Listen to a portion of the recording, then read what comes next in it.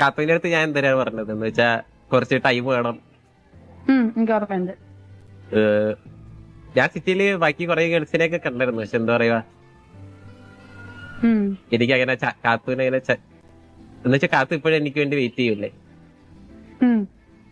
എന്നേലും നിനക്ക് വാല്യൂ മനസ്സിലാവുമായിരിക്കും, നമ്മൾ വെയിറ്റ് ചെയ്യുന്നത് കാണുമായിരിക്കും എന്ന് വിചാരിച്ചു. എന്ന് വെച്ചാൽ ഞാൻ കാത്തുവിന്റെ വാല്യൂ ഞാൻ മനസ്സിലാക്കണം എന്ന് വെച്ച് കഴിഞ്ഞാൽ മിനിഞ്ഞാന്ന് ഇതേമാതിരി രാത്രി വീകുമ്പോ അണ്ണനും അണ്ണന്റെ സൂസന്റെ ഒരു സ്റ്റോറി പറയും.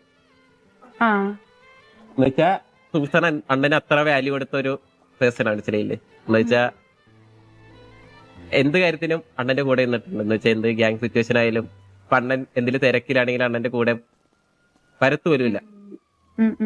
എനിക്ക് സെയിം ആ ഒരു ഇതായിട്ടാണ് കാത്തുവിനെ തോന്നിയിരിക്കണത്. ഞാൻ പറഞ്ഞില്ലേ, ഞാൻ മിനിഞ്ഞാന്നത് കേട്ടപ്പോ എന്താ പറയുക, അണ്ണൻ പറഞ്ഞൊരു കാര്യമുണ്ട്. എന്ന് വെച്ചാ നമ്മളിപ്പോ ആരും പറയണേ കേട്ട് ഒരു തീരുമാനം എടുക്കരുത്. അണ്ണനിപ്പോ റിഗ്രറ്റ് അടിക്കണ മതി, ലാസ്റ്റ് നമ്മളൊരു റിഗ്രറ്റ് അടിക്കും.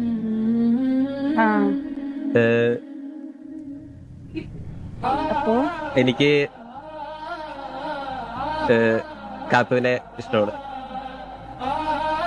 എനിക്ക് മുമ്പ് ഇഷ്ടമായിരുന്നല്ലോ, ഇപ്പോഴും ഉണ്ടോ അത്? ഉണ്ട് കാത്തു. എന്ന് വെച്ചാൽ കാത്തു ഇല്ലാത്തപ്പോ എനിക്കത് മനസ്സിലായി. കാത്തു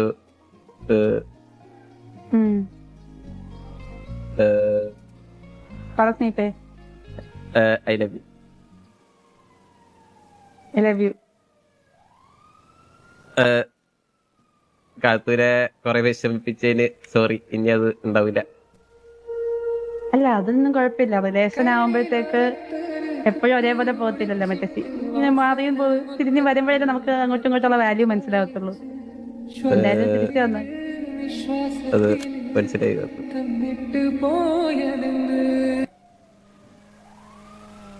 പക്ഷെ ഇത് എന്താ പറയുവാ,